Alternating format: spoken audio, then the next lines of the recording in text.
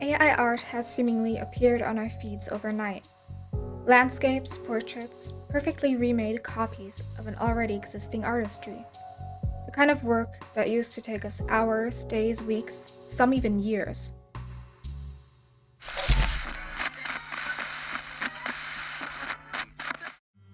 Hello everyone, and either welcome to or welcome back to my channel. The newest technology introduced has been causing a lot of upstir, rightfully so. Painters, writers, voice and film actors have to fear for their jobs, companies already starting to replace them one by one. Because let's face it, you write newspapers? No need, I can just feed the news into this little free website and it writes it for me.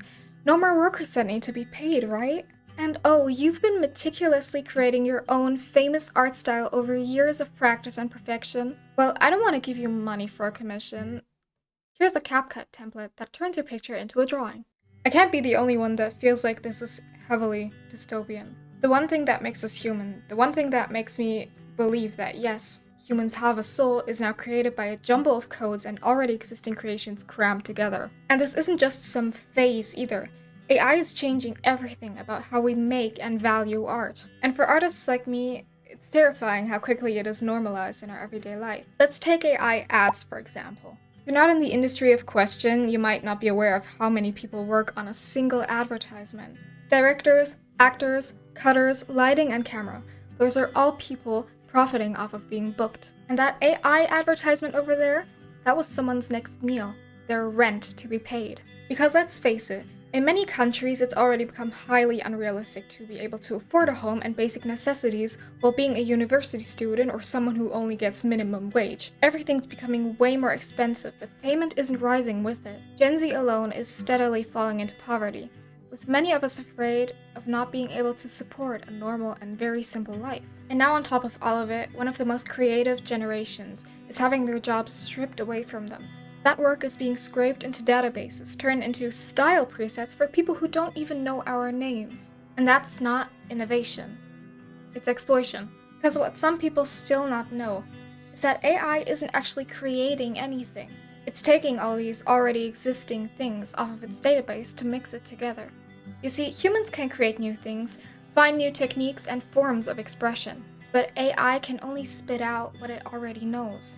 It isn't far as intelligent as we assume, since it needs to be taught everything to give it back out on the other end. That's someone's hard-drawn and thought-out art right there that Meta took off of their platforms to feed into their artificial intelligence to make it even more human-like. When we as a society thought of AI taking over our everyday life, I am confident we thought of it taking over tedious tasks like bills, taxes, the dishwasher. Not the things in our life that help us cope and make life actually enjoyable. So stop talking to a robot instead of real people because it tells you what you want to hear.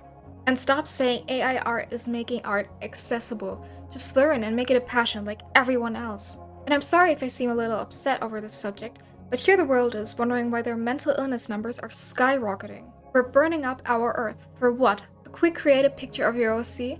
A nice text from ChatGPT? Look outside. Artistry was the one thing keeping humanity actually together. It's a subject for emotions, politics, groups of people enjoying the same thing. Individuality. And now companies have taken that from us too. The world is becoming more and more of just a mindless sheep herd. And no, I'm not being dramatic and I'm not overreacting any form. I'm simply a 17-year-old girl fearing for my very uncharming future. Because I'm a cosplayer, I'm a singer, I'm an artist, I love literature and philosophy. I've only ever been good at those things. I don't like math, science, or technology. If you do, that's great for you, but where's the future for people like me?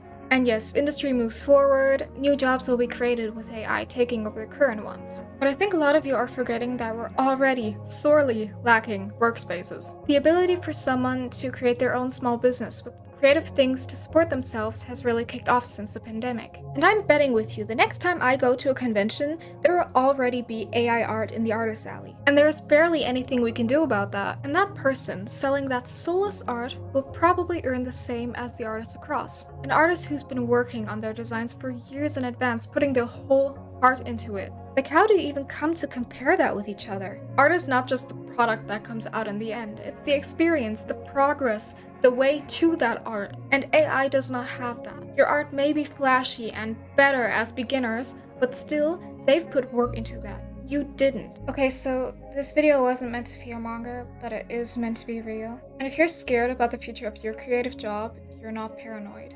You're paying attention.